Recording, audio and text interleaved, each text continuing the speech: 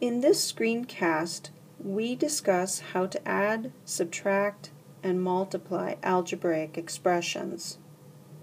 Many algebraic expressions are formed by adding, subtracting, multiplying, and dividing smaller expressions. Consider the examples below.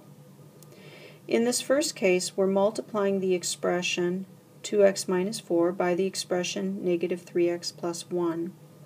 In the second case, we're subtracting the expression negative 2 plus 3u from the expression 2u plus 5. In the third case, we're taking the expression 1 minus r, multiplying it by 5, and adding it to the expression 10r plus 2. In this screencast, we use the 5 properties for real numbers that we discussed in the last screencast to write algebraic expressions like these in equivalent and often simpler forms.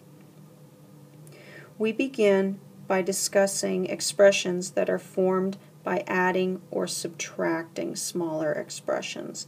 Later in the screencast, we will discuss expressions that are formed by multiplication. First, some vocabulary. Previously, we defined factors as quantities that are multiplied. Now we define a term. A term is a product or a quotient of constant or variable factors. For example, each of the following is a term. So let's look at each one. 12 times x to the fourth. 12 is a constant factor. X to the fourth consists of 4 factors of x. So this expression, this term right here, is the product of 12 and 4 factors of x. Next one. This term is the product of negative 2 times 2 factors of w times a factor of u. This term has a constant factor of 1 because notice we could write this as 1 times a to the fifth. So there is a constant factor of 1, and there are 5 factors of a. Now let's look at the next term. The 13 is our constant factor. You can think of the 13 as 13 times 1 if you like, so you really can think of the 13 as a factor. There are no variable factors in this case, and that's okay. 13 would still be considered a term. Lastly, we have a quotient, in other words, division. We have a factor of 8 and a factor of r in the numerator, a factor of 2 and a factor of c in the denominator, and then we're dividing. So all of these would be considered terms because they are all quotients or products of variable and constant factors. Next, we want to discuss the idea of like terms. Like terms are terms that have identical variable factors. Consider the following pairs of terms. Which pairs would be considered like? Well, let's look at the 3x squared and the negative 4x. We have to look at the variable factors. Notice that 3x squared has 2 factors of x, whereas negative 4x has only 1 factor of x. So these would be not like. Now let's look at the 12xy and the 7yx. Both of these terms have a factor of x here and here, and they each have a factor of y here and here. Notice that in this term the order of the 2 factors is reversed from the first term, but that's okay. Remember that the commutative law of multiplication tells you that y times x and x times y is the same. These terms are considered like because their variable factors, x times y times x, are the same.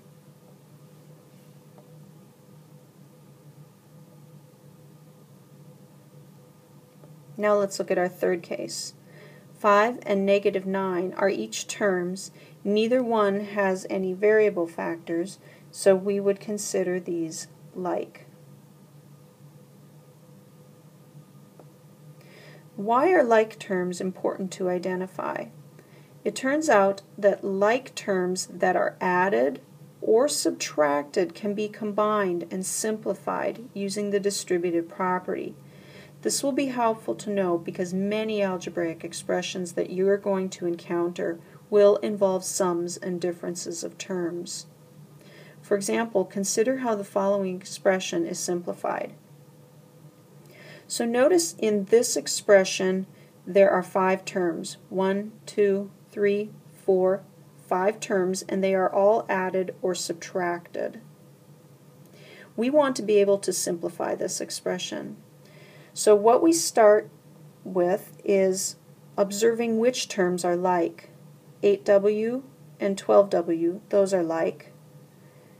6u and 4u, those are like. Finally, there's the 1.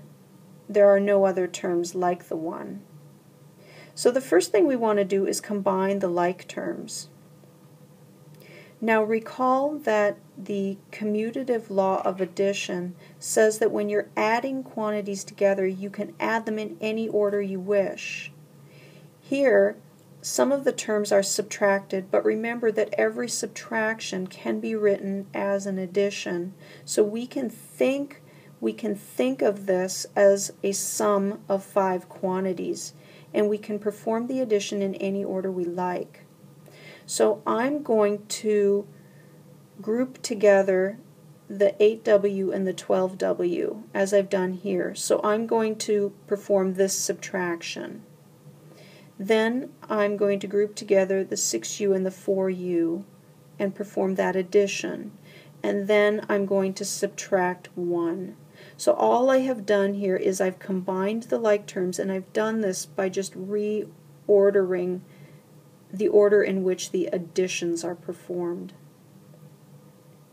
Next, we use the distributive property. This is the key piece. If I'm going to use the distributive property here, we can think of this as 8w plus a negative 12w. That's how we've done this previously. If we're going to rewrite this with the distributive property, we have to identify a factor that's common to both terms. In this case, both terms have a w and both terms have a factor of 4.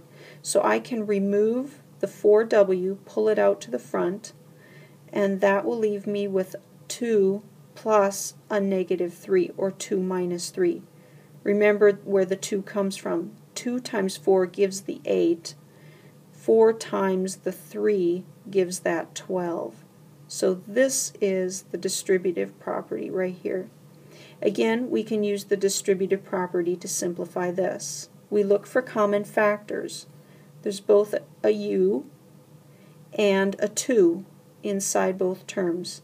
So I'm going to bring out a 2u, and that will leave me with 3 plus 2. Where does the 3 come from? Well, 2 times 3 gives the 6, and 2 times 2 gives the 4. And then we're subtracting 1. 2 minus 3 gives the negative 1. 3 plus 2 gives the 5. Now let's simplify a bit further. We need to multiply these 3 quantities together, and the associative property says we can multiply them in any order we like, and the commutative property as well in combination. So we can take the 4 times the negative 1, that gives us the negative 4, that is multiplied by the w, and then we can take the 2, multiply it by the 5, that will give us the 10, and that is multiplied by the u, and then we subtract 1. So notice that our final result has 3 terms in it, whereas our earlier expression had 5 terms in it. It's worth asking, could this be simplified further? The answer is no. What you look for is a result where all terms are not like. If you compare these 3 terms, none of them have the same variable factors. So none of these terms are like, and when you arrive at that point, you are done. Your expression cannot be simplified further. Before going forward, it's worthwhile taking a step back and looking at how we arrived at our answer. We arrived at our answer using several steps.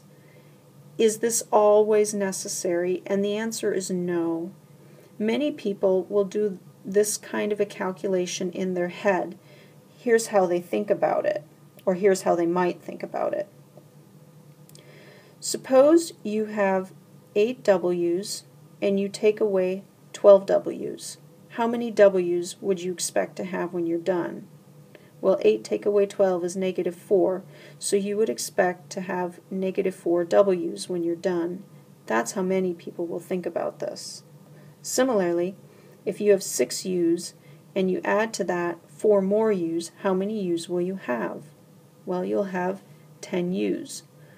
So that's where the 10U comes from. And then, lastly, you have to subtract 1. So, in the future, when we are simplifying expressions of this form, we are not going to be going through all of these steps here. We will use the reasoning that we just described.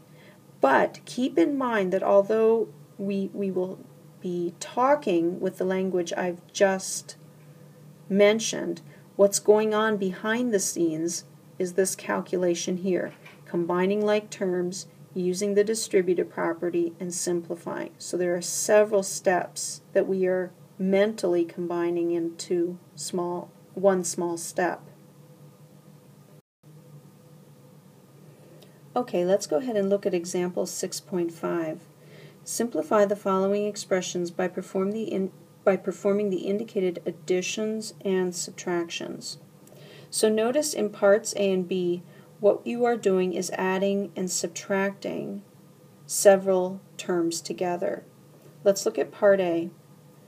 So the first step we want to start with is by identifying which terms, if any, are like. If there are no like terms, then there is no simplification that would be possible.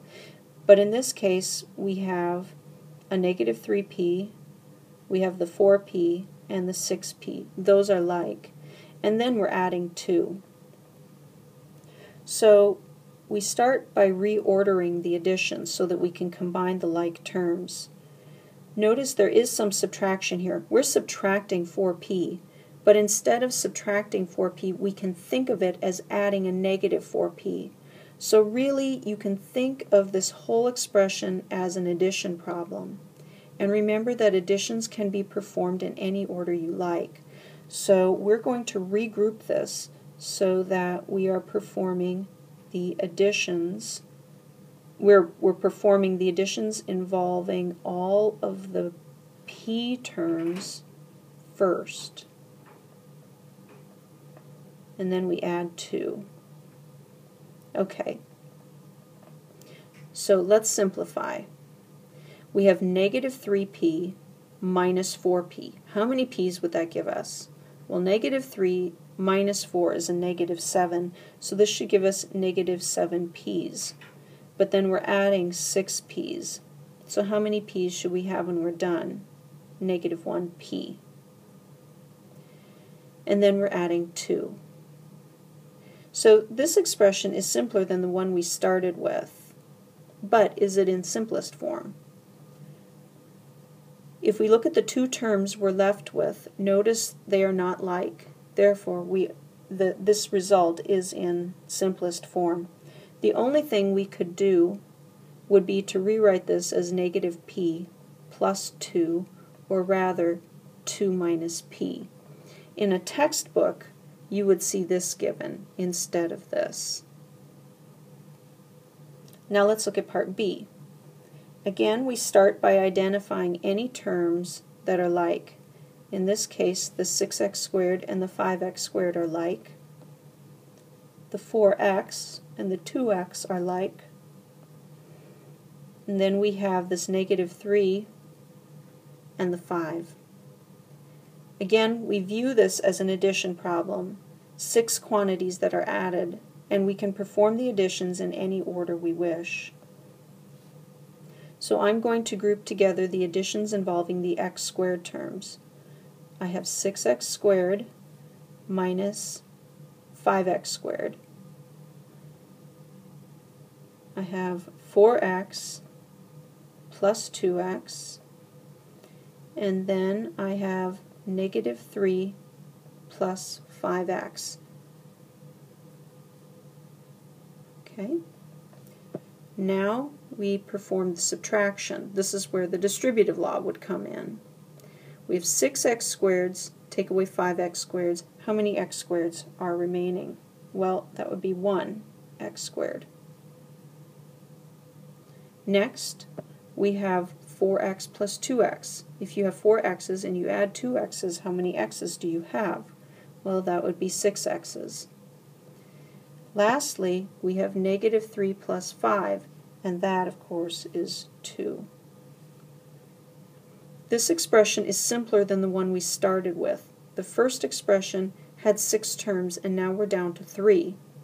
Is this expression in its fully simplified form? Well, again, you look at the 3 terms and ask, are any of them like? All of the variable parts of these expressions are different, so none of them are like. So this expression is in its fully simplified form.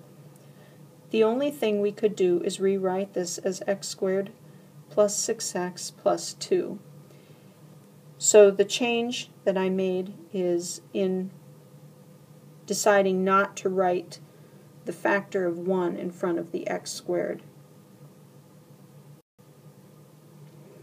Okay, now that we've discussed how to add and subtract expressions, we're going to move on and discuss expressions that are formed from multiplying other expressions.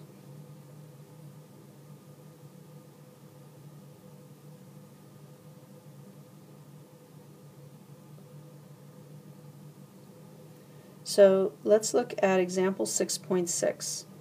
Each of the following expressions is the result of multiplying 2 smaller expressions.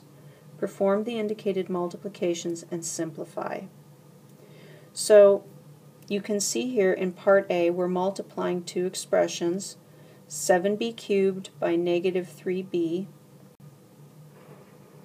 There are no additions or subtractions to perform, just multiplications. So I'm going to write this out. 7b cubed, that's 7 times b times b times b, and this is multiplied by negative 3b. In other words, we're multiplying by a negative 3 and a b. Written this way, you can see that really what we're doing is multiplying 6 numbers together. Recall from the associative and the commutative laws of multiplication that when you are multiplying several numbers together, you can multiply them in any order you wish. So what would make sense here, if we want to simplify this, is to multiply the 7 and the negative 3 together first. That would give us a negative 21. And then multiply the 4 b's together. Well, if you're multiplying 4 b's together, the result is b to the 4th. And that would be our simplified answer. Let's look at part B. Here we're squaring the expression negative 3y. So let's write this out. If you're squaring negative 3y, that means you're taking negative 3y and you're multiplying it by itself 2 times. Really what we're doing here is we're taking a negative 3 times a y and we're multiplying that by another negative 3 times another y.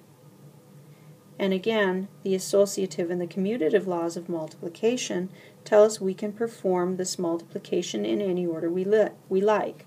So we can multiply the 2 negative 3's together and get a 9, and multiply the 2 y's together and get a y squared. Now let's look at part C. Part C is a little different because we're taking 4s and we're multiplying it by a difference. So there's some subtraction going on here where we didn't see that in our earlier 2 parts. So we're taking a term and multiplying it by a difference. This should remind you of the distributive property.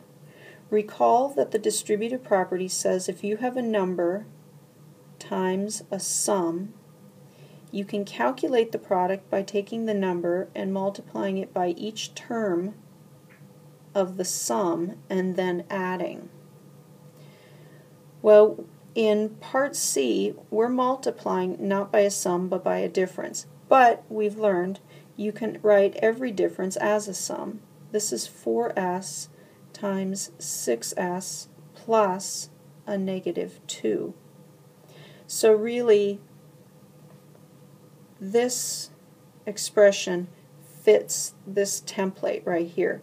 The 4s is playing the role of the a. So if we rewrite this expression using the distributive law, we would have 4s times 6s plus 4s times a negative 2. Now let's simplify. Let's look at this first term. Really what we have is 4 times s times 6 times s. We can multiply the 4 and the 6 together first and get 24, and then multiply the s by the s and get s squared. Now let's look at the second term. We can choose to multiply the 4 and the negative 2 and get a negative 8, and then multiply that by the s.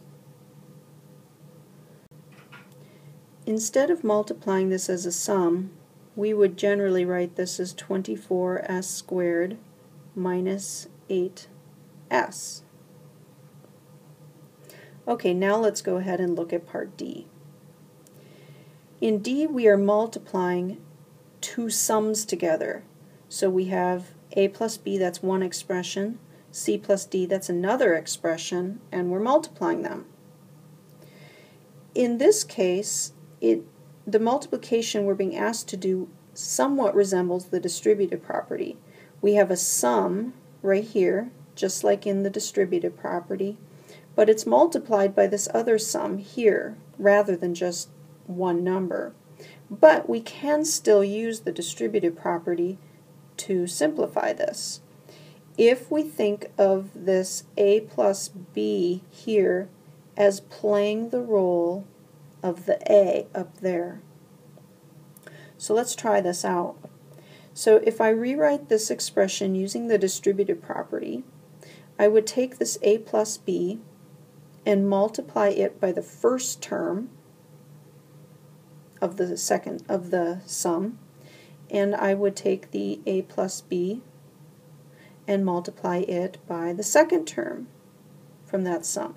So all I have done is I've replaced the a plus b with the a that's up here. So the c is playing the role of the b, and the d is playing the role of the c. And I've simply rewritten this expression in this form. So I'm taking this quantity here and sitting it in these two spots, here and here, and then multiplying it by the c and the d, which would be the b and the c up here. So let's keep going.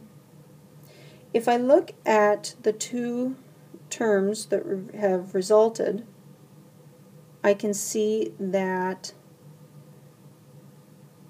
another application of the distributive law could be used. The c here is playing the role of the a back here, and then that c is multiplied by the sum. Same thing over here. The d is playing the role of the a, and the a plus b is playing the role of the b plus c. So if I rewrite both of these expressions using the distributive law, I would get a times c plus b times c, and a times d plus b times d. This is the final result.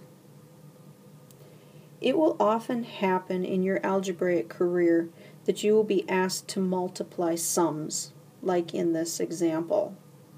So before we go forward, it's worth taking a moment to reflect on what we've learned from this example. Notice that this first product here, a times c, resulted from multiplying the first two numbers in each of the sums. notice that the second term here, b times c, arose from multiplying the b from this sum and the c from this sum. Notice that the a times d arose from taking the a from the first sum and the d from the second sum and multiplying them. And the b times d arose from taking the b from the first sum and multiplying it by the d from the second sum. What we've done here, to get all four of these terms, we have taken every term from the first sum and multiplied it by every term from the second sum. The a, it got multiplied by both the c and the d. That gave us this term and this term. The b from this sum, it also got multiplied by both the c and the d. That gave us this term and this term. In general, whenever you are asked to calculate the product of a sum, you can do it by multiplying all of the terms from the first sum by all of the terms from the second sum, and then adding.